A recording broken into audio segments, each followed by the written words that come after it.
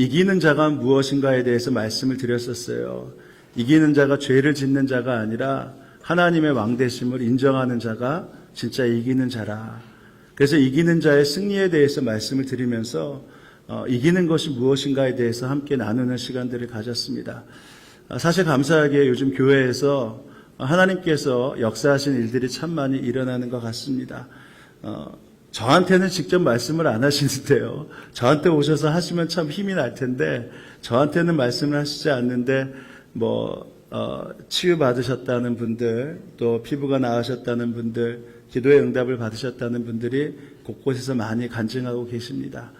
또 어떤 분들은 보니까 영적으로 승리하고 계심을 보는 그러한 고백들도 있습니다.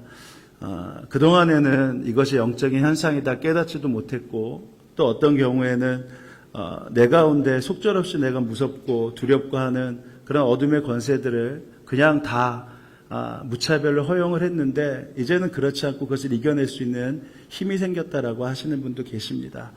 또 어떤 분은 그동안에는 그것들을 잘 몰랐는데 이제 주변에서 어둠의 권세들이 나를 누르려고 한다라는 이야기도 듣습니다.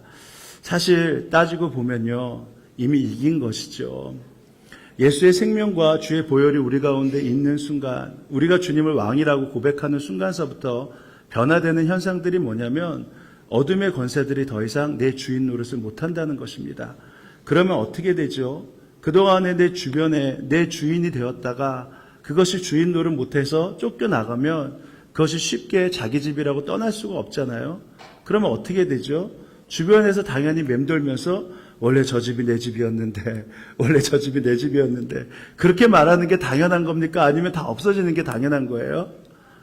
그렇다고 그러면 그게 무슨 말이죠? 이미 내 주인이 누가 되었다? 예수님이 되었다라고 고백하게 되는 것입니다. 사실 그러니까 그건 두렵고 떨릴 일이 아니에요.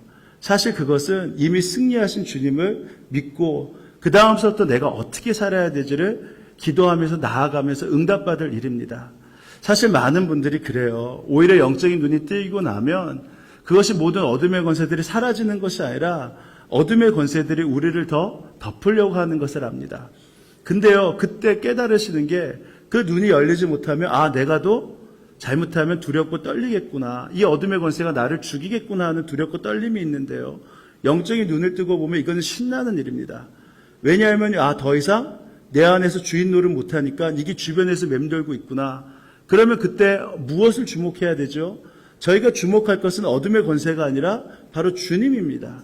그때 주님의 이름을 부르고 주님 앞에 찬양하고 나아가면 그 모든 권세들은 이제는 더 이상 거하지 못하고 완전히 사라지게 되어 있어요. 그러니까 정말 영적인 눈이 뜨인 사람은 그때서부터 기대가 되는 일입니다. 하나님이 나를 통해서 어떤 일을 하실 것인가. 그러니까 주변 사람들도 그때 기도하시면 돼요. 두렵고 떨리는 것이 아니라 이미 이겼구나. 그럼 반대로 뭐가 돼요? 그것이 나한테 올까? 두려워해야 됩니까?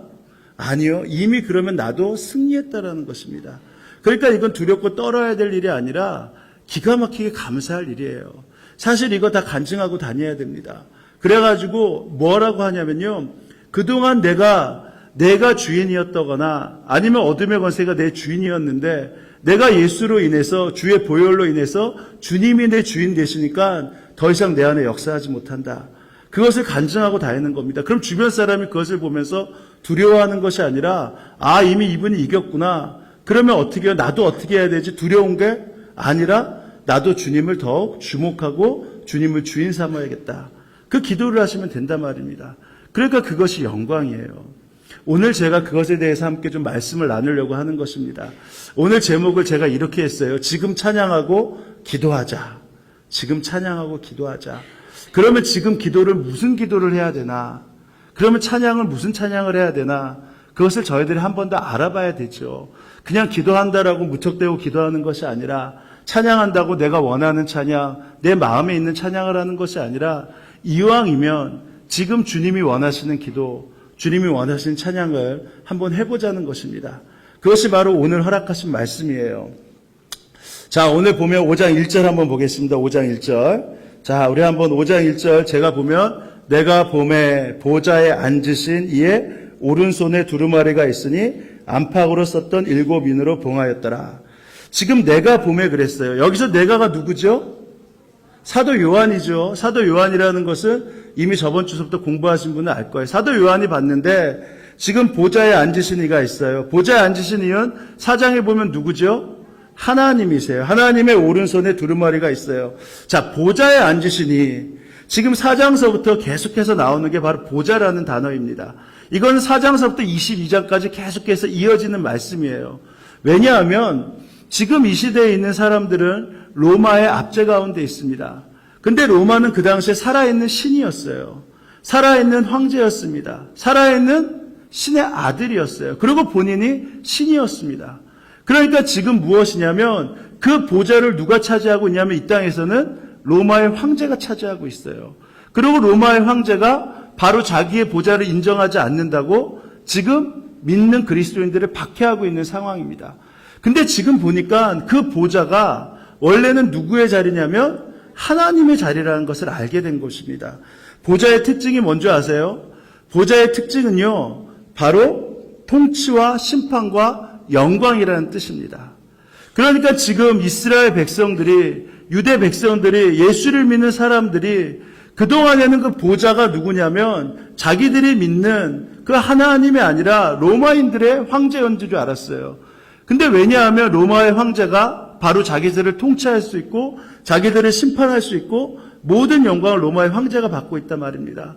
근데 막상 지금 사도 요한이 천상에 가서 보고 있으니까 그 보좌의 영광이 원래 누구의 것이었냐면 하나님의 것이었다라는 거예요. 보좌에 앉으신 이가 지금 하나님이라는 것을 알게 된 것입니다. 그러니까 로마의 황제가 세상의 중심이고 통치자가 아니라 하나님이 세상의 중심이고 통치자구나 라는 것을 지금 사도 요한을 통해서 말씀하고 계시는 겁니다. 여러분, 이것이 정말 믿어지십니까? 이 땅의 통치자가 바로 이곳 가운데 있는 어둠의 권세도 또 세상 사람들도 아니라 하나님이신 걸 믿으십니까? 이것을 믿는 것이 얼마나 중요한지 몰라요. 사실 지금 이 당시에 압박받고 있는 자들에게 이기는 자가 된다라고 말하는 것, 그것이 우리 가운데 너무나 쉬운 말인 것 같지만 쉽지 않단 말입니다. 그들에게는 주입되어 있는 것이 바로 살아있는 신, 로마의 황제가 그들의 보좌 가운데 있는 신이었어요. 근데 그것이 아니라고 말하는 것, 그리고 그것이 아니고 우리 하나님이라고 말하는 것, 그건 생명을 내걸 일이라 말입니다. 근데 그때 뭐라고 얘기하면 아니다. 너희들 그거 속지 마. 진짜 보좌에는 하나님이 있고 그분이 우리의 통치자고 우리를 다스리고 그분이 우리를 영광스럽게 하실 분이야 라는 그 눈이 열린다면 더 이상 이 땅의 보좌 가운데 있는 자를 우리가 두려워하지 않는단 말입니다. 그것을 어디서 볼 수 있냐면요, 우리가 마태복음 16장을 보면 알 수 있어요. 마태복음 16장에 보면 어떤 이야기가 나오냐면 베드로의 제자들이 지금 가이사랴 빌립보 지방으로 갑니다. 그곳에 가서 우리 예수님이 뭐라고 물어보시냐면 너희는 나를 누구라고 부르느냐라고 말씀을 하세요. 가이사랴 빌립보 지방이 바로 어떤 곳이냐면 바로 로마의 황제가 바로 신이구나라는 것을 인정할 만한 그러한 곳입니다. 가이사라는 지명과 빌립보라는 지명이 합쳐진 지명이 바로 가이사랴 빌립보라는 지명인데요. 그러니까 로마의 황제가 그 이름에 걸맞는 도시예요.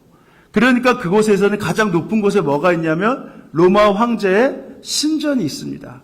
그러니까 누구나가 그 입구에 서서 지금 그 지방을 들어가면 가장 꼭대기에 위험 있게 있는 로마 황제의 신전이 있어요. 그러니까 그 앞에 가면 그 위험 앞에 눌려서 로마의 황제가 바로 신이구나라고 인정할 수밖에 없는 그런 모든 것들이 갖춰져 있는 것입니다. 그때 우리 예수님이 제자들에게 물으시오. 너희는 나를 누구라 하느냐. 그 전의 상황에서 보면 예수님이 오병이어의 기적을 베풀었다든지 죽은 자를 살리셨다든지 하는 그 상황이었다면 그렇다면 괜찮아요. 그러면 그때 당신이 하나님이다라고 얘기할 수 있는데 지금 그들의 모습 가운데 있는 예수님은 아주 초라한 모습입니다. 그리고 그 앞에 오히려 로마 황제를 섬기고 있는 군인들의 옷들이나 그 환경들을 봤을 때 자신들의 모습이 너무나 초라해 보이는 그때 예수님이 물으신 거예요. 너희는 나를 누구라 하느냐. 그때 베드로가 얘기합니다. 주는 그리스도시요. 그리스도가 무슨 뜻인 줄 아십니까? 당신이 구원자입니다. 당신이 왕입니다라고 얘기하는 것입니다. 지금 자기의 모습과 지금 우리 예수님의 모습이 초라해 보이는 그 상황에서 주는 그리스도시요, 살아계신 하나님의 아들, 누구죠? 로마의 황제가 살아계신 신의 아들이 아니라 바로 내 눈앞에 보이는 초라해 보이는 당신이 바로 살아계신 하나님의 아들입니다라고 고백하는 것입니다. 그랬더니 거기서 뭐라고 얘기하신 줄 아십니까? 마태복음 16장 보세요. 16장. 자, 16장 18절 한번 읽어보겠습니다. 16장 18절. 자, 한번 다 같이 읽어보겠습니다. 또 내게 이르노니 너는 베드로라. 이 반석 위에 내 교회를 세우리라. 음부의 권세가 이기지 못하리라. 지금 뭐가 됐죠? 어둠이, 죽음이 너희를 이기지 못하리라. 이기는 것에 나왔는데 이기는 자의 고백이 어땠을 때요? 주는 그리스도시요, 주님이 나의 왕입니다. 주님이 나의 하나님입니다. 라고 고백하는 자가 바로 음부의 권세를 이길 수 있는 자라는 것입니다. 죄를 짓지 않는 자가 아니에요. 바로 주님이 나의 왕이십니다라고 고백하는 자가 이기는 자라고 말씀을 하시는 겁니다. 그러고 났을 때 주님께서 바로 너에게 천국 역사를 주겠다, 승리의 권세를 주겠다고 말씀하시는 겁니다. 여러분, 바로 이것입니다. 그 당시에도 이미 우리가 이기는 자가 무엇인가에 대해서 나와 있는 것이에요. 이기는 자가 누구시냐? 보좌의 주님이 바로 살아계신 하나님이다. 보좌가 바로 하나님의 통치 가운데 있다라고 고백할 수 있는 바로 그 고백이 바로 이기는 자로 서는 것이라 말입니다. 그러니까요, 여러분, 우리가 계속해서 말씀드리면 죄를 짓지 말라. 죄 짓지 말아야죠. 죄 짓는 거 정말 잘못된 것이죠. 그러나 하나님의 통치됨을 인정하고 살아계신 하나님이 나의 주인이라고 인정하기 시작하면 그러면 진짜 죄를 안 질 수 있단 말입니다. 하나님이 나의 왕이시고 그분이 보좌에서 나를 보고 계신데 죄를 지라고 해도 못 지죠. 그러니까 저희가 도덕과 윤리로 주님을 믿는 게 아닙니다. 주님을 이기는 자는 주님이 나의 왕이십니다. 주님이 나의 주인이십니다. 그래서 여기에도 적어놨잖아요. 예수님이 이끄시는 교회. 원래 예수님이 주인 되는 교회라고 하려고 그랬어요. 근데 우리 전도사님과 사역자들을 나누다가 그거 너무 좀 크다. 예수님이 주인 되는 교회 하면 너무 좀 이렇게 부담스럽다. 오히려 이끄는 게 더 낫겠다. 근데 이 말에는요, 예수님이 주인 되는 교회라는 의미가 포함되어 있습니다. 우리가요, 예수님이 주인 되는 그 고백을 하기 시작하면 그러면 우리는 이기는 자예요. 그래가지고 여러분, 세상에 어느 누구가 주님을 왕이라고 고백하는 곳이 어디 있습니까? 여러분, 세상 누구가 주님이 나의 왕이라고 고백하는 그 집단이 어디 있어요? 바로 이 교회밖에 없단 말입니다. 그리고 움직이는 교회에는 우리밖에 없단 말입니다. 그러니까 주님이 우리를 버리실 수 없는 거예요. 우리를 버리면 어느 누구도 주님이 나의 왕이신다고 고백할 수 있는 곳이 없단 말입니다. 그래서 주님이 이 교회가 여전히 타락하고 여전히 부족하고 여전히 많은 어려움 가운데 있고 세상 사람들이 볼 때 여전히 나약한 모습을 갖고 있다 할지라도 주님은요, 이 교회를 버리고 내가 다시 만들겠다고 말씀을 못 하시는 거예요. 왜냐하면 이 교회만이 예수님을 주인으로 고백할 수 있으니까. 그래서 우리 주님이 바로 이 교회 사회를 여전히 거닐고 계시고 이 교회의 수장인 교회 사역자들을 여러분들을 붙잡고 계실 수밖에 없단 말입니다. 왜냐하면 주인이라고 고백할 수 있는 자가 바로 이곳에서부터 나올 수밖에 없기 때문에. 여러분, 바로 이것이 보좌를 아는 자예요. 이것이 보좌를 알게 되면 우리가 우리 주님의 통치를 인정하기 때문에 바로 이 보좌에 계신 주님 앞에 나아갈 수 있단 말입니다. 자, 그러면 5장 한번 2절을 보겠습니다. 5장 2절. 자, 5장 1절 보면 5장 1절을 보면요. 그 다음에 한번 읽어볼게요. 오른손에 두루마리가 있으니 안팎으로 썼고 7인으로 봉하였더라. 자, 지금 보면 보좌에 앉으신 이가 통치하시고 심판하시고 다스리는데 오른손에 두루마리가 있어요. 근데 그것이 7인으로 봉해져 있는데 어느 누구도 보지 못하는 상황입니다. 이게 오른손이다. 우리 하나님이 오른손이다. 지금 천상의 사도 요한이 봤는데 우리 하나님의 오른손이 보였다. 뭐 보일 수도 있을 것 같아요. 하나님의 어떠한 형태들이. 근데 의로운 오른손이라고 그러죠. 의로운 하나님의 모습이 보이는데 지금 거기에 보니까 임봉한 두루마리가 보인단 말입니다.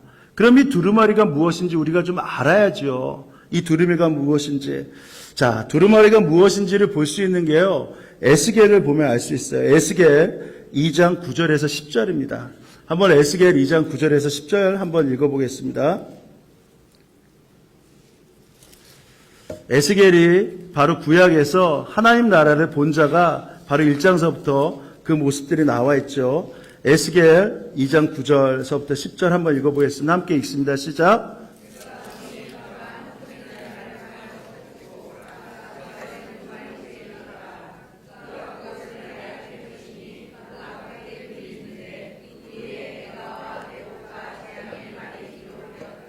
지금 요한계시록을 보면요. 요한계시록의 내용을 뒤에 보면 이 두루마리가 무엇인지 내용을 그냥 우리가 알 수 있는데 더 정확하게 본다 그러면 에스겔 2장 9절, 8절, 9절에 보면 이렇게 나와 있어요. 10절에 보면 지금 9절에 두루마기 책이 있는데 그것을 펴서 봤어요. 여기서는. 지금 사도 요한은 못 봤는데 여기서 봤죠? 근데 안팎에 글이 있어요. 두루마기 안팎에. 근데 그것에 기록된 게 무엇이죠? 첫 번째 애가와 두 번째 애곡과 세 번째 제약의 말이라. 자, 그러니까 지금 이 두루마기의 내용에는 뭐가 있냐면 애가와 애곡과 재앙이 있습니다. 무슨 뜻이죠? 바로 이것이 심판의 책이라는 것이죠. 지금 두루마기 책이 있는데 하나님의 의로운 손으로 붙잡고 있는 두루마가 있는데 이 두루마기의 내용은 뭐냐면 바로 애가와 애곡과 바로 재앙의 말들이 있는 거예요. 그러니까 지금 이 내용은 이 심판의 내용이 있다라는 것입니다. 그러니까 하나님의 구속이 시작될 때 반드시 마지막 때에 시작될 때는 어떤 일이 일어나냐면 바로 애가와 애곡과 바로 재앙이 일어나는 거예요. 바로 심판이 일어난다는 것입니다. 이것이 바로 두려운 일이죠. 이 심판들이 반드시 일어날 때 바로 마지막에 시작을 알리는 그러한 모습들을 보게 됩니다. 자, 그러면 근데 지금 여기 보면 이게 봉해져 있다라고 했어요. 봉해져 있다. 그러니까 봉해져 있는 이유를 알아야 되죠. 자, 다니엘서 한번 보겠습니다. 저희가 예언서를 보면서 다니엘서가 바로 하나님의 이름 가운데 바로 하나님이 바로 왕이시다라는 것을 알리는 책이라고 말씀드렸는데 마지막 12장에는 바로 하나님께서 말씀하셨던 그 마지막 때에 그 시간표들이 나와 있다고 예언서를 공부하면서 말씀드렸었어요. 자, 다니엘서 12장 4절 한번 보겠습니다. 다니엘서 12장 4절 왜 봉해졌는지 나와 있죠. 한번 읽어보겠습니다. 시작.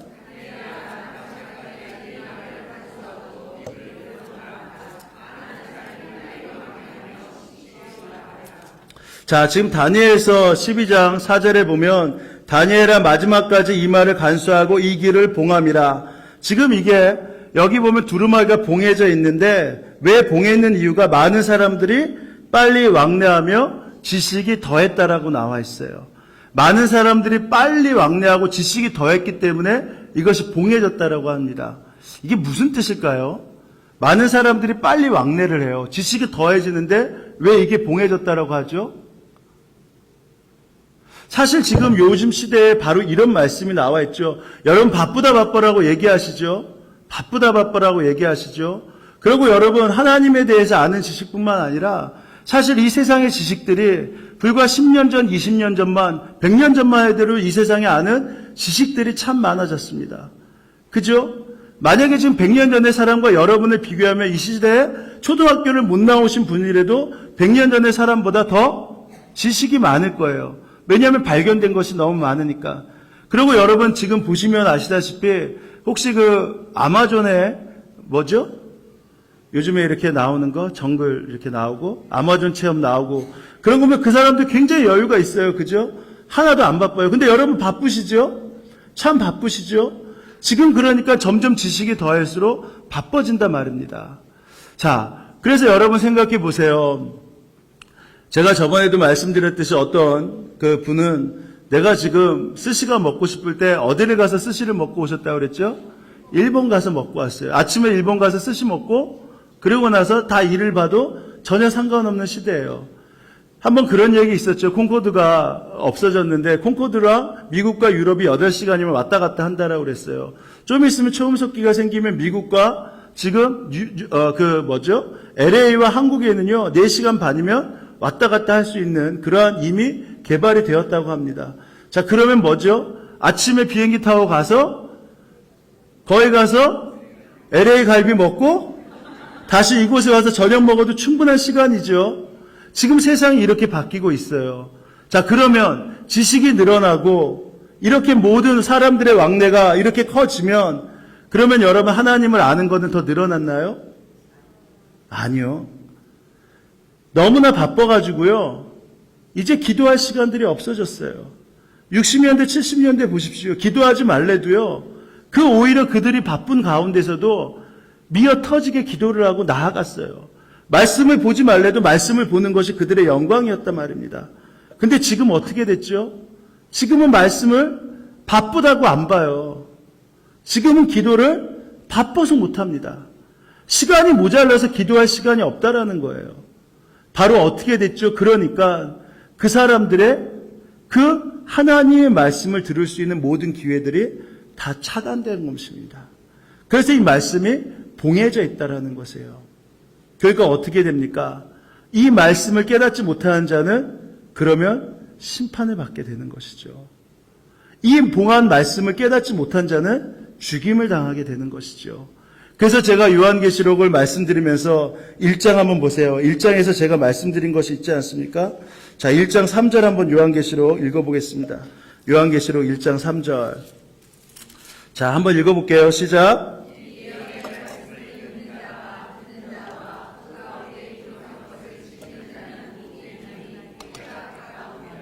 자, 보세요.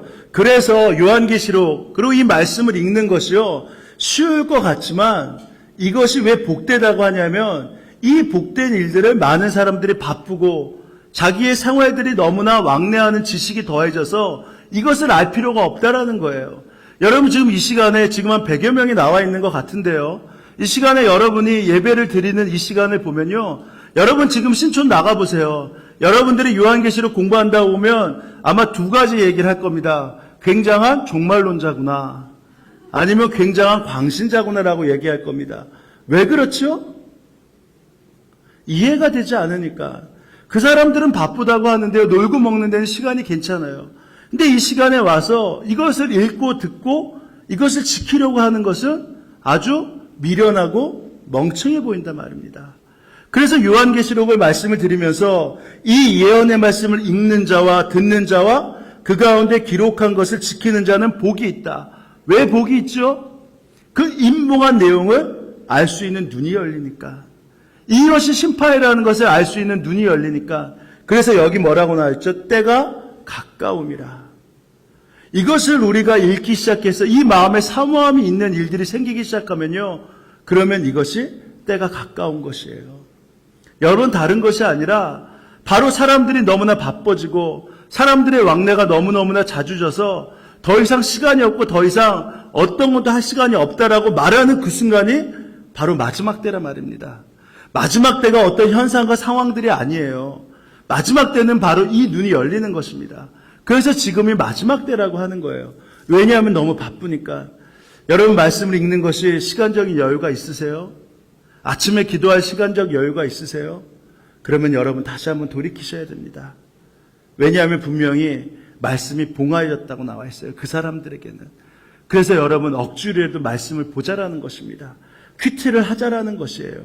그래서 저희가 큐티를 하면서 나아가는 게 왜 그러냐면 억지로라도 말씀을 다시 한번 묵상하고 기도해 보면서 거기서 나온 말씀이 무엇인가 좀 깨달아 보고자 우리가 그 말씀들을 나누고자 하는 것이란 말입니다.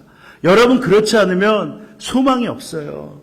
그렇지 않으면 가망이 없습니다. 여러분. 바쁘다는 것 때문에 핑계대서 예배를 못 드리겠다. 바쁘다는 것 핑계 때문에 내가 기도를 못 하겠다. 여러분 정말 큰일입니다. 말씀을 못 읽겠다. 여러분 때가 가까운 줄 아세요. 그때 정말 눈이 열리면 다시 말씀 앞으로 나오는 것입니다. 다시 기도 앞으로 나오시는 거예요. 그래야지만 주님 앞에 서게 됩니다. 자, 그래서 지금 우리 보좌에 앉으신 이가 바로 심판의 책을 지금 갖고 있는데 자, 2절서부터 6절까지 한번 보겠습니다. 2절서부터 6절. 자, 2절서부터 6절의 주제는 뭐냐면요. 그러면 이 인을 누가 떼냐? 이 심판을 누가 하냐라고 나와 있는 것입니다. 자, 2절 보면 이렇게 나와 있죠. 2절 보면 자, 또 내가 보니 힘없는 천사가 큰 음성으로 외치기를 누가 그 두루마기를 펴며 그 인을 떼기 합당하냐. 지금 외치는 겁니다. 도대체 이 일을 누가 할 수 있지? 3절 한번 읽어보세요. 시작.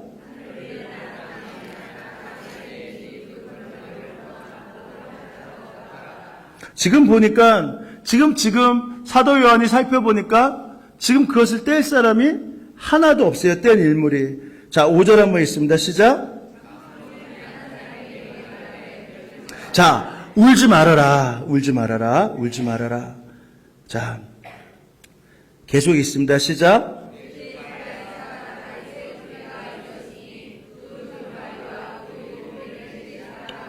지금 뗄 자가 생겼어요. 지금 그 인을 뗄 자가 생겼습니다. 그 인을 뗄 자가 누구죠? 예? 다윗 지파의 사자 다윗의 뿌리가 이겼으니. 이게 바로 누구죠? 다 아시죠? 이거는 뭐 이게 예수님이다 아니다라고 말할 필요가 없죠. 이것을 만약에 나다 얘기하면 그 사람이 누구죠? 예, 나다 얘기한 사람이 근데 있어요. 그러니까 우리가 성경을 한 번만 요한계시록을 보면 나다라고 얘기하면 그 사람 가서 어떻게 돼요? 꿀밤 때려줘야 돼요. 아직도 모르겠느냐? 너가 아직도 지금 이게 좀 이렇게 정신이 안 차려지냐? 지금 보세요. 지금 바로 예수라는 걸 다 알 수 있습니다. 자, 예수님을 보는데 자 6절 한번 있습니다. 시작.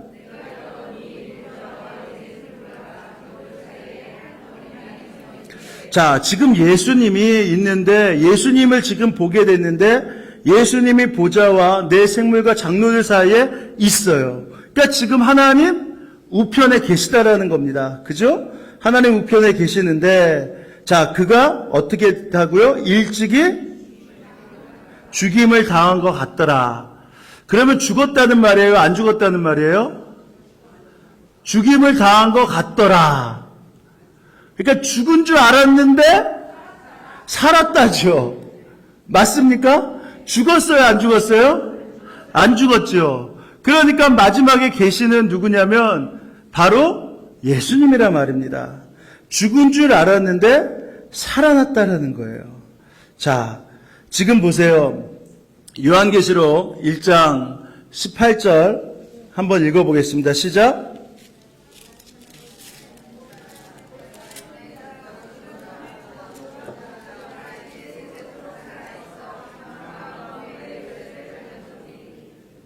자, 보세요. 지금 보면 곧 살아있는 자라 내가 전에 죽었었느라 볼지어다 이제 어떻다고요? 새벽도록 살아있어. 바로 그가 뭘 갖고 있어요? 사망과 음부의 열쇠를 가졌나니 바로 이게 뭐죠? 심판을 갖고 있다라는 것입니다. 지금 그 어린 양이 바로 심판을 갖고 있어요. 그리고 자 보세요. 6절 그에게 7뿔과 7눈이 있으니 이 눈들은 뭐라고요? 온 땅에 보내심을 받은 하나님의 7영이더라. 지금 보니까 그 예수가 바로 살아있고 심판과 바로 멸망을 할 수 있는 책임자를 갖고 그 능력을 갖고 있는데 그가 지금 7영을 갖고 있고 7눈을 가지고 있어서 이 땅을 지금 다 샅샅이 보고 있다라는 것입니다. 자, 지금 보이세요? 지금 우리 주님이 저와 여러분을 보고 계신 게 보이십니까? 보이세요? 지금 여기에 뭐라고 나와 있죠? 그죠? 지금 뭐라고 나와 있냐면 그에게 7뿔과 7눈이 있으니 이 눈들이 온 땅에 보내실 바는 하나님의 7영이라. 7이라는 것은 완전수예요. 그죠? 지금 우리 주님이 바로 지금 천상에서 계실 뿐만 아니라 지금 샅샅이 여기를 보고 계신다는 거예요. 지금 어저께 우리 권사님이 하신 일을 할렐루야! 지금 우리 집사님이 기도했는지 안 했는지를 할렐루야! 내가 어저께 욕했는지를 할렐루야! 지금 샅샅이 보고 계신다는 거예요. 7영과 7뿔을 가진 자가 이 땅 가운데서 누구를 심판하고 누구를 살릴지를 보고 계시다라는 거예요. 그렇다면 제가 말씀드렸죠. 죄를 짓기 때문에 우리를 죽이신다고요? 아니요. 그 보좌를 누가 찬양하나를 보고 계시다 말입니다. 그 보좌를 위해 누가 나아가는지를 보고 계신다라는 것입니다. 여러분 성경 전체를 어디 보세요. 죄를 짓기 때문에 내가 죽이겠다고 말한 내용은 단 한 번도 없습니다. 죄를 짓기 때문에 회개하라고 나와 있죠. 회개하고 이제는 이겨라. 다시 주님을 주인으로 모셔서 문 밖에서 두드리는 주로 만들지 말고 내 안에 주님을 모셔드려서 주님과 동행하며 주님을 주인 삼으면 된다라고 말씀하고 계시죠. 여러분 이것이 주님께서 지금 살펴보고 계시는 거예요. 지금 누가 주인인가? 로마의 황제가 주인이냐? 아니면 내가 주인이냐? 그것을 살펴보고 있다라는 것입니다. 여러분 저희가 정말 우려해야 될 게 무엇입니까? 우리의 깊은 갈망 가운데서 우려해야 될 게 무엇이죠? 바로 내가 주님을 주인으로 섬기지 못하는 것. 예수님의 이끄심을 내가 기대하지 않는 것. 이것이 깊은 갈망 가운데 울어야 될 저와 여러분의 울음입니다. 이 울음이 터지기 시작하면 그러면 죄는 이길 수 있어요. 이 울음이 터지기 시작하면 주님이 나를 바라보고 계시고 나를 통치하고 계시고 나를 이끄심이 믿어지기 때문에 그때서부터는 감사와 기쁨 가운데 살아갈 수 있단 말입니다. 주님이 나를 일거수일투족 보시는 것, 그것이 여전히 부담스럽고 여전히 어려움이 있지만 그러나 이겨낼 수 있는 게 무엇이죠? 바로 그래도 나는 주님을 나의 왕으로 나의 주인으로 섬깁니다라는 이 고백을 주님이 기뻐하심을 알기 때문에 저희들 다시 주의 보좌 앞에 나와 기도하고 찬양할 수 있단 말입니다. 여러분 우리 주님이 여러분을 보고 계세요. 아멘. 여러분 어제 뭐 하셨어요? 주님을 주인으로 섬기셨습니까? 주님의 이끄심을 경험하셨습니까? 그렇다면 여러분은 주님의 보좌 가운데 있으신 분들이십니다. 자, 그 7 영을 가주신 주님이 바로 어떻게 하냐. 그 이인을 떼실 수 있는 권능을 가지신 것이죠. 자, 그러니까 우리 7장 한번 보겠습니다. 7장, 5장 7절, 8절 한번 읽어보겠습니다. 시작.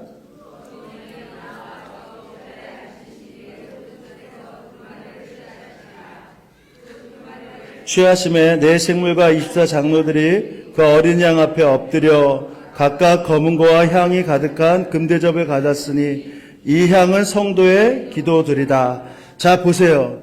이제 지금 어떤 일이 있냐면 7장에 보니까 그 어린 양이 나아가서 보좌에 앉으시니, 보좌에 앉으신 이가 누구죠?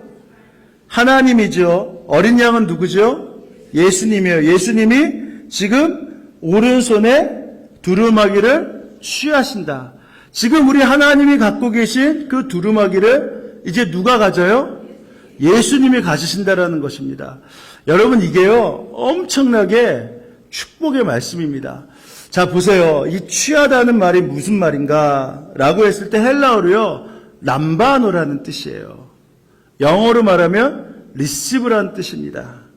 그러니까 취하다가 그냥 갖는다라는 것이 아니라 이것은요 그 당시에 어떨 때 쓰이냐면요 왕이 다른 왕에게 자기의 모든 권한과 모든 능력과 모든 통치권과 모든 것들을 다 이양할 때 쓰는 말이 바로 이 취하다는 람바노라는 뜻이에요. 그러니까 지금 어떤 내용이 있냐면 바로 지금 우리 하나님이 우리 예수님에게 바로 너가 이제 왕이다. 너가 통치권이 있다. 너가 심판할 수 있다. 너가 이 땅의 모든 것을 주관할 수 있다라고 모든 권한을 이양하는 그러한 이양식입니다. 그러니까 지금 우리가 봤을 때 그냥 두루마기를 취하셨구나 라고 하는데 이것은 무슨 말이냐면요. 지금 하늘에서는 영적으로 대관식이 열린다라는 것이에요. 우리 하나님께서 이제 너가 모든 부와 권세와 지혜와 능력과 모든 것을 이제 너에게 위임한다.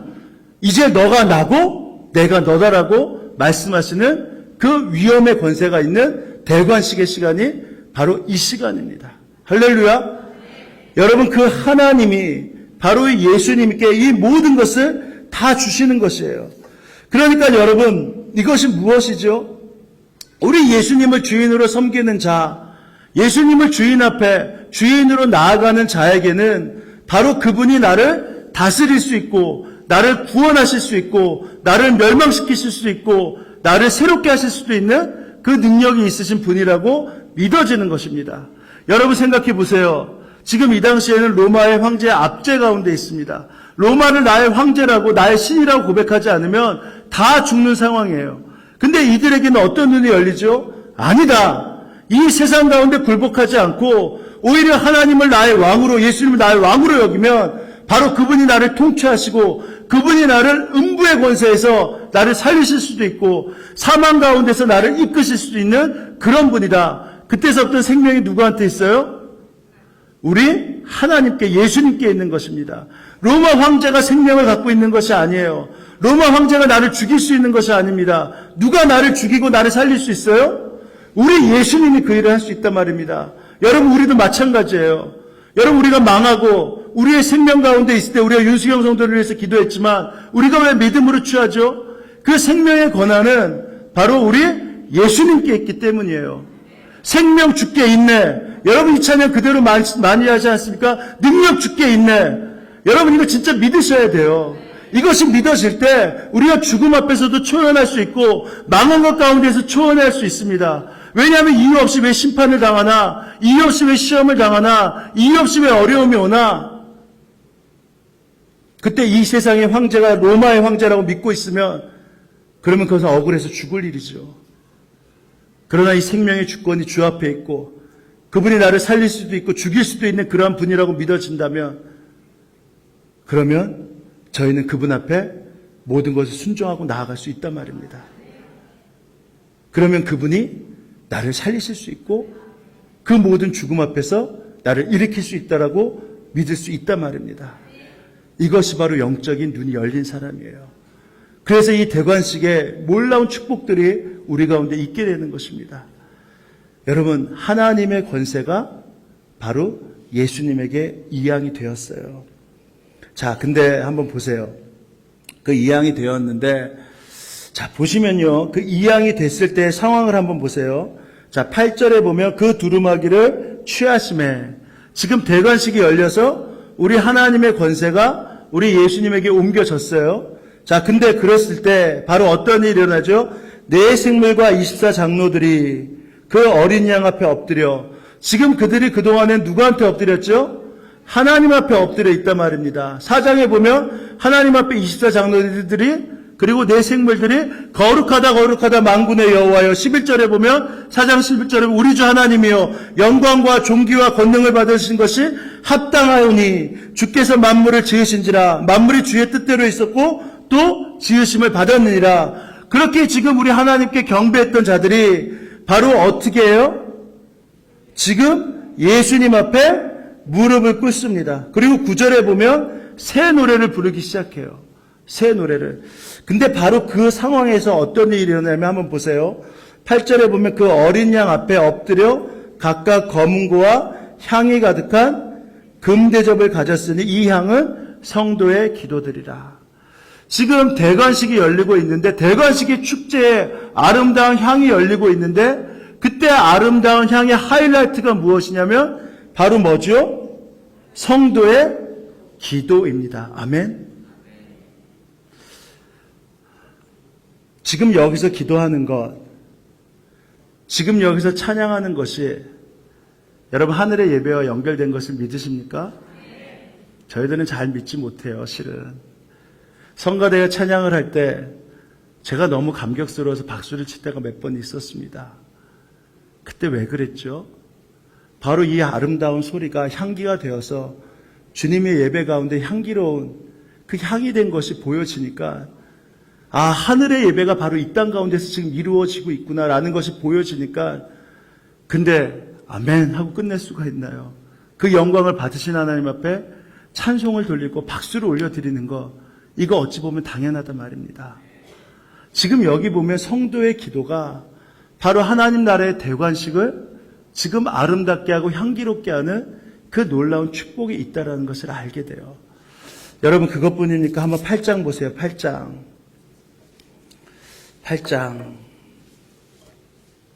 3절 4절 한번 읽어보겠습니다. 시작.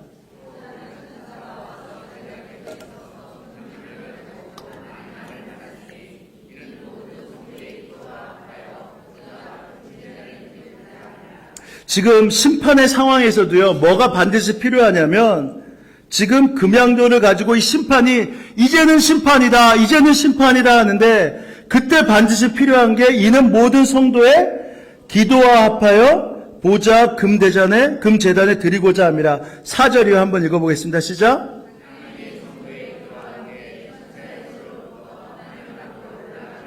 지금 향연이, 그 기도하는 것이 너무나 아름답게 하나님의 예배 가운데, 하나님의 심판의 때 가운데, 예수 그리스도의 마지막 나팔의 그 모든 상황 가운데서 지금 올려지고 있어요. 그리고 5절 한번 보세요. 5절. 천사가 향로를 가지고 제단에 불을 담아다가 땅에 쏟음에 의뢰와 음성과 번개와 지진이 나더라. 지금 그러니까 이 기도를 통해서만 반드시 하나님의 심판이 이 땅 가운데 시작된다라는 것입니다. 여러분, 우리가 무엇을 기도해야 되죠? 우리가 오늘 찬양에서도 먼저 그의 나라와 그의 의를 구하라 라고 찬양을 했죠. 이 찬양이 잘못된 찬양일까요? 지금 저희가 기도를 하면서도 먼저 내 문제, 시집을 가지 않으신 분은 시집 가는 문제도 있어요. 물질이 문제인 사람은 먼저 물질의 문제가 있습니다. 자녀의 문제, 자녀가 애를 낳지 못하면 자녀를 위한 기도 제목도 있단 말입니다. 그거 반드시 응답 받아야 돼요. 근데 먼저 그의 나라와 그의 의를 구한 다음에 이 모든 것을 너희에게 더하시리라. 여러분, 우리가 무엇을 기도해야 될지 우리가 먼저 지금 찬양하고 기도하자라고 나와 있죠. 오늘 무엇을 기도해야 되는지를 성경이 말하고 있습니다. 여러분, 하나님 앞에 아름다운 향기가 되는 기도가 있는데 그 기도가 내 문제, 지금 하나님 앞에, 하나님 의로운 재판관이시지 않습니까? 나는 지금 과부입니다. 불의한 재판관도 내 문제를 주님 앞에 구할 때 주님께서 다 그 불의한 재판관이라도 들어주는데 주님은 의로우시다며요. 내 문제 들어주셔야 되죠. 주님께서 내 모든 문제 들어주셔야 되죠. 이렇게 기도하는 거 맞단 말입니다.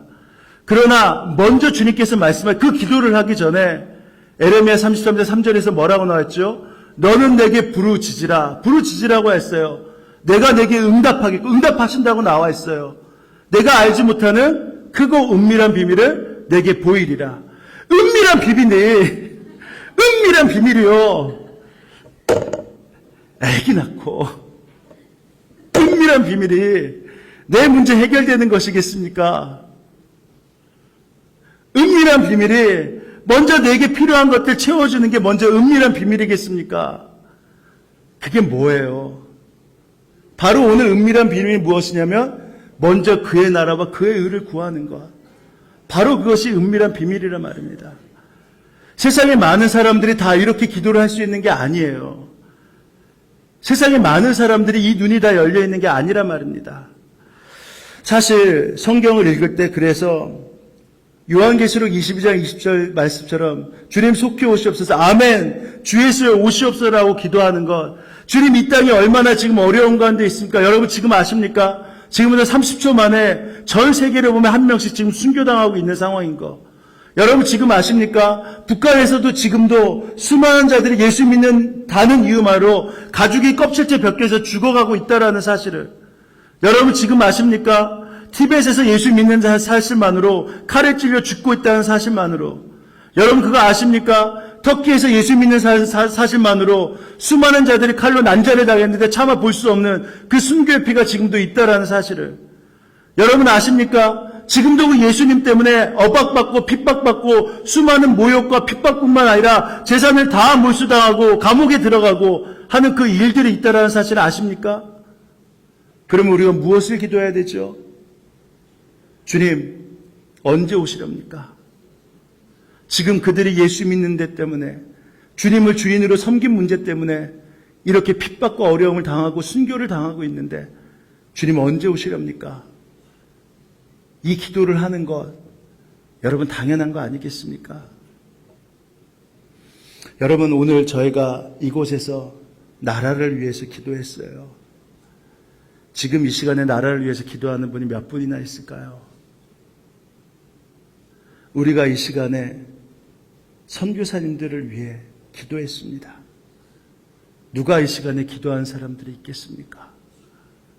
여러분 바로 이 기도가 오늘 하나님 나라를 앞당기는 향기로운 기도가 된 것이라 말입니다. 그래서 이 시간에 무리를 해서라도 이 기도를 먼저 하자는 것이에요. 내 자신의 문제들이 너무나 많이 있고 내 기도해야 될 일들이 너무나 많이 있지만 그러나 주님 나라가 오는 것 바로 주님을 주인으로 섬긴 자가 해야 될 일이오니 주님 먼저 이 나라를 위해서 이 열방을 위해서 기도합니다. 내가 기도해야 될 것이 너무나 많이 있고 내 기도할 것이 너무나 지금 필요한 일이지만 그러나 주님 내가 먼저 이 기도를 주님 앞에 올립니다. 여러분 이것이 진짜 주님의 나라를 볼 수 있는 자가 기도할 수 있는 기도라 말입니다. 사실 생각해 보면요. 여러분 성공해서 성공한 인생을 살았나 실패한 인생을 살았나 그거 이 세상에서 평가되는 거 아니에요. 주님 나라에서 평가되는 거란 말입니다. 주님의 나라를 위해서 기도된 자, 주님의 보좌를 바라보면서 기도한 자, 일단 이분들이 자격 있는 거 아니겠습니까? 많은 사람들이 주님의 나라를 위해서 기도하지 못해요. 많은 사람들이 예수를 믿는다고 하지만 예수님의 왕되심을 알지 못하기 때문에 그분이 왜 이 땅에 오시는지를 깨닫지 못합니다. 그러니까 왕되심을 인정도 하지 못하고 그 왕이 무엇을 원하는지도 깨닫지 못하니까 기도하라 하더라도 여러분 미신에 가서 내가 오늘 좌측으로 갈까요? 우측으로 갈까요? 만약에 그렇게 묻는 것과 내가 지금 이 직업을 택할까요? 이 직업을 택할까요? 라고 묻는 것과 만약에 내 기도만 한다고 하면 뭐 다를 바 있겠습니까? 뭐 틀릴 게 있겠어요? 그럼 거기서는 빨리 답 줘요. 돈을 주면요 빨리 답해 줄 수 있습니다. 여러분 그거는요 주님을 믿으면 무조건 해주시는 거예요. 얼마 전에도 어떤 학생이 기도를 받으면서 이런 기도를 하더라고요. 아마 축구를 했던 학생인 것 같은데 목사님 축구를 할까요 말까요? 저한테 이 자리에서 기도 받으러 왔어요. 제가 뭐라고 할게요? 야 이놈아 내가 그걸 어떻게 하냐. 내가 기도를 해서 알면 내가 이 자리에 있겠냐. 내가 그걸 어떻게 하냐. 근데 분명한 것은 너가 하나님을 믿는다면 축구를 해도 하나님이 너를 이끌어 주실 것이고 축구를 하지 않아도 하나님이 너를 이끌어 주실 것이다. 중요한 것은 너가 예수님을 정말 믿느냐가 중요한 것이다. 그러면 주님이 우리를 반드시 이 모든 것을 더하신다고 했으니 반드시 축복하실 것이다. 그러니까 야 이놈아 축구 할 거야 말 거야 하지 말고 먼저 주님 앞에 서라 라고 기도를 했습니다. 여러분이 기도를 하기 시작하면 우리는 분명히 알 수 있어요. 망해도 주님 안에서 망하는구나. 그러면 주님이 반드시 나를 살리는구나 라는 믿음의 눈이 열린단 말입니다. 그러니까 예수 믿으면 두려워하지 않는 거예요. 언제까지 돈 하고 사실 겁니까? 언제까지 주님이 책임져 주신다고 하면서 결국에 가서는 다 그 믿음 잃어버리고 돈 앞에서 돈이 최고하면서 살 것입니까? 그동안 다 기도한다고 하지만 정말 주님이 주인이시면 주님이 나를 이끌어 주시고 책임져 주신다고 믿는 것, 그러면 이 모든 것을 더하신다는 그 축복이 더 중요한 일이죠. 그러면 망해도 사는 것이고 그럼 우리 주님이 우리를 망하시지 않는다라고 분명히 말씀하셨단 말입니다. 그러니까 우리가 기도를 어떤 기도를 해야 되나. 참 감사하게요. 3주 동안 저희가 10월 달에 특별 새벽 기도를 하면서 함께 이 말씀을 드렸었죠. 근데 제가 이 교회에 온 지 지금 몇 개월 됐습니까? 5개월이 채 되지 않았는데 참 감사한 게 예배 시간마다 열방을 위한 기도가 나오기 시작하고요. 나라를 위한 기도가 나오기 시작했다는 말입니다. 바로 이것이 축복받는 교회예요. 우리가 죄를 안 짓는 교회가 축복받는 교회가 아니라 서로를 사랑하게 된 게 그것이 먼저 축복받는 것이 아니라 주님 향할 나라의 눈이 열려서 선교사님들을 위해서 나라를 위해서 기도하는 교회가 된 것, 이것이 바로 축복받는 교회입니다. 왜냐하면 이곳에서 드리는 모든 예배가 그러면 하나님 앞에 아름다운 기도와 향례가 되기 때문입니다. 여러분 이것이 진짜 축복이에요. 그래서 그동안에 내 안에 원망되었고 불평되었던 거 이제 눈을 뜨고 보면 아니구나. 내가 오히려 기도하는 것 이거 내 마음에 감정도 되지 않는단 말입니다. 감동도 되지 않는단 말입니다. 내 얘기 나오고 내 새끼 나오면 그냥 눈물이 쭈주르르 나오는데 열방을 위해서 기도하자 그러면 이거 도대체 왜 자꾸 하는 거야? 나라를 위해서 기도하자 그러면 이거 왜 이렇게 오늘따라 찬양을 오래 해?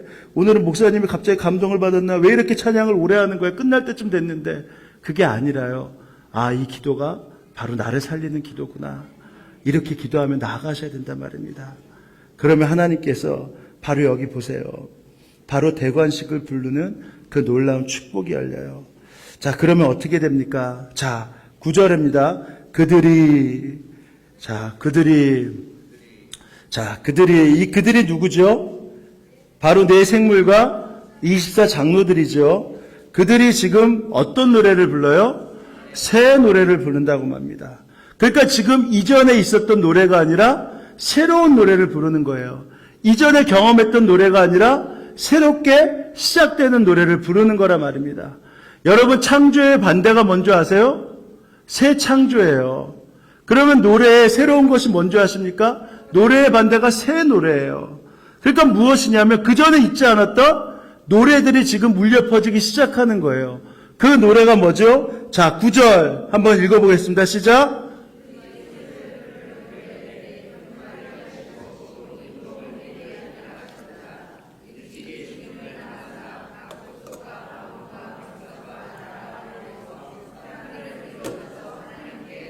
지금 새 노래를 부르는데 그 예수님이 두루마기를 갖고 계시고 그분이 어떤 분이냐면 심판하기에 합당하신 분이다. 근데 그분은 죽임을 당하셨지만 죽임을 당하신 이유는 어떻게 하냐면 모든 자들을 사사 하나님께 드릴 자다. 자, 10절이요.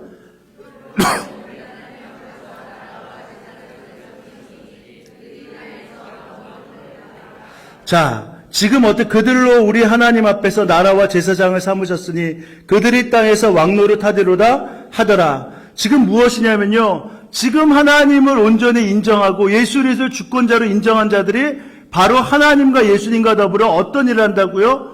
왕이 된다라는 거예요. 우리가 바로 왕의 자녀의 권세를 받게 된다라는 것입니다. 자, 11절에 한번 읽습니다. 시작.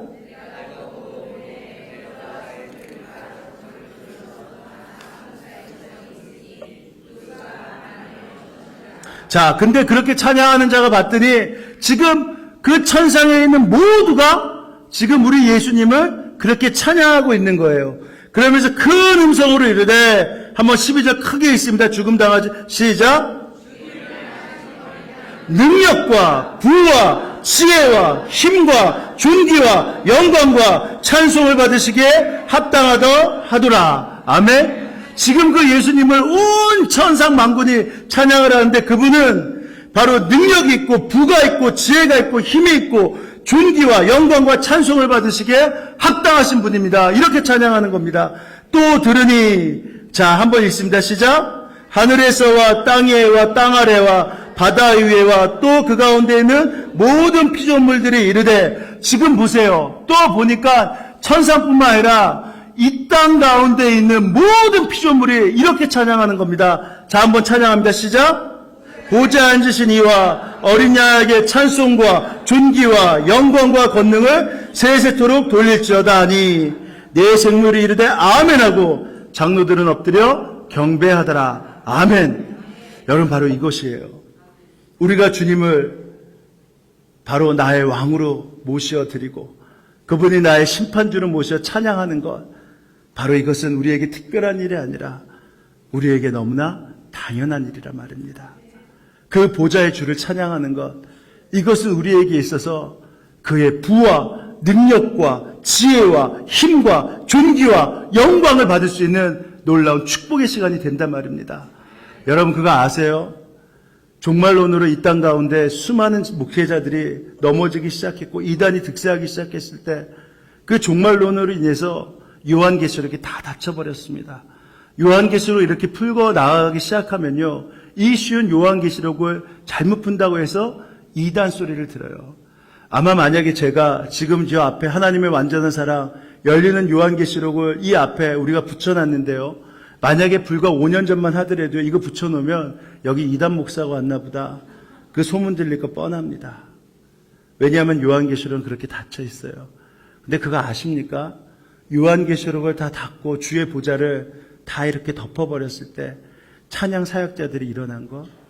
그 전까지는 어떤 찬양이었죠? 낮엔 해처럼 밤엔 달처럼 그렇게 살 수 없을까? 지치고 상한 나의 마음을 주여 받아주소서. 무슨 찬양을 했죠? 그냥 나 위로받고 그렇게 찬양을 했습니다. 근데 이 요한계시를 닫히는 순간서부터 어떤 찬양이 일어나기 시작한 줄 아세요? 우리 보좌 앞에 모였네. 함께 주를 찬양하며 보좌의 주님을 찬양 사역자들이 찬양하기 시작했어요. 왠지 아십니까? 주님은 피조물을 통해서 이 찬양을 받으셔야 되는 유일하신 분이시기 때문입니다. 우리가 보좌의 주님을 다 읽기 시작한 순간 주님은 찬양 사역자를 통해서 보좌의 주님을 찬양하게 하기 시작하셨어요. 지존하신 주님 앞에 예수는 그리스도, 예수는 그리스도, 구원하심이 보좌에 앉으신 우리 하나님과 어린 양이 있도다. 이런 찬양도 있죠. 이 찬양을 그대로 찬양하죠.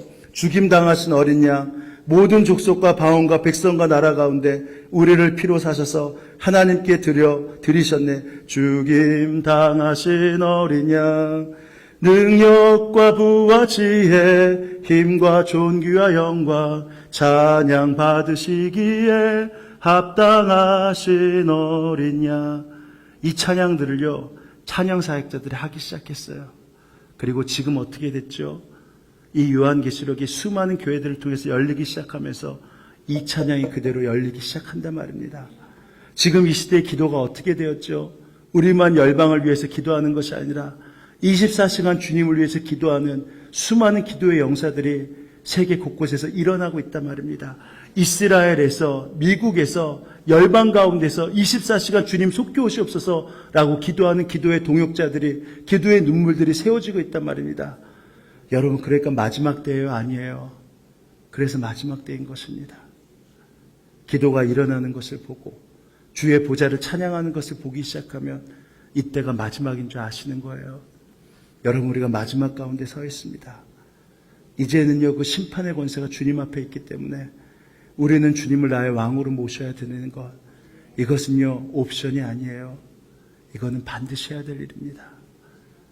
예수님이 이끄시는 교회, 예수님이 주인 되는 교회, 그 교회가 신촌교회가 되어야 되고 바로 여러분들이 움직이는 교회가 되어서 내가 움직이는 교회로 주님을 주인 삼고 주님의 이끄심을 받는 것, 이것은요 옵션이 아니에요. 바로 내가 살아가야 될 유일한 능력이고 힘이 되는 것입니다.